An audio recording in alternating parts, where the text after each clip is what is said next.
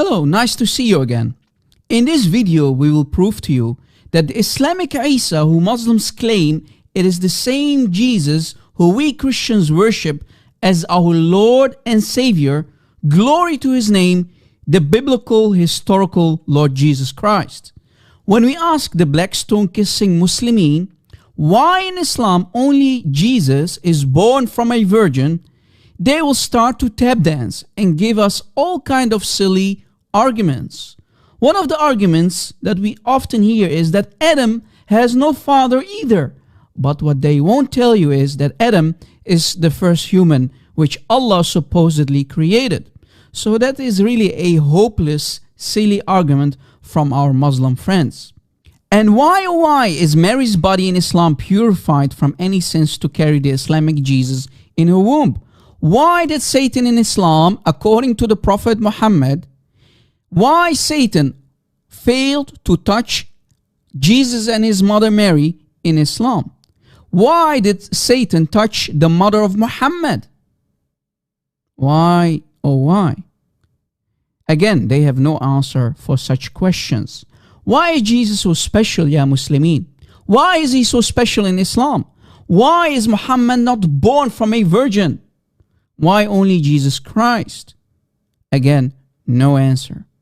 Well, we Christians, when we study the Quran carefully, we have the answer. We will get the answer. According to the Quran, the Islamic Jesus is Allah himself. Yes, you heard it correctly. Jesus is equal with Allah himself. Even in the Quran, the Islamic Jesus is equal with Allah. And of course, we have proof. I am not going to make such claims without providing some ayahs for you from the Quran, right? To back up my claims, won't I? Now, without further ado, let us show you some examples. Now, when we go to chapter 3, ayah 49, to show you the first example, we can read that Jesus saying the following, وَأُنَبِّئَكُمْ بِمَا تَأْكُلُونَ وَمَا تَدَّخِرُونَ فِي بُيُوتِكُمْ. I, Jesus, will tell you what you eat and what you store up in your homes. Wait a second. Here, Jesus is claiming to have knowledge of the unseen. Now, when we ask Muslims, who has the only knowledge of the unseen in Islam? They, without hesitation, will say, it's Allah who has the only knowledge of the unseen. Ulum al-Ghayb, the knowledge of the unseen, is only for Allah. Muhammad doesn't know. Musa doesn't know. Abraham doesn't know. But it seems that Jesus and Allah are the only ones in Islam who do have that knowledge. Jesus knows what you will eat and what you will store in your houses. What does it make Jesus again, ya Muslimin? Here is a second example from the Quran. If we go to chapter 29, Surah Al-Ankabut, the spider, ayah 46, we can read, and do not argue with the people of the scripture, meaning the Jews and the Christians, except in a way that is best, except for those who commit injustice among them, and say, we Muslims believe in that which has been revealed to us and revealed to you, O Jews and Christians. And our God and your God is one. To the rest of the ayah. Wait a second. Here, the Muslims are addressing the people of the scripture. Those are the Jews and the Christians. So, this ayah is addressing us, the Christians. But wait a second. If we go to the last part of the ayah, Muhammad himself created a huge disaster for himself and the Ummah. And here is why. It says the following, again, and our God Allah and your God Jesus is one. Why Jesus? Because he is the God of the Christians, the people of the book. The Christians are the people of the book. So here Muhammad for a split second forgot that Christians worship Jesus. And that's what the Arabic also says. وَإِلَهَنَا وَإِلَهَكُمْ وَاحِدٌ. O Christians, ya Ahlul Kitab, وَإِلَهَنَا وَإِلَهَكُمْ وَاحِدٌ. O people of the book, O Christians, our God Allah and your God Jesus is one. Did you catch it? So I want my brothers and sisters in Christ to use this very ayah that you see here on the screen more often in your debates to prove that Jesus is also Allah in the Quran. Again, our God Allah and your God Jesus, O Christians, is one.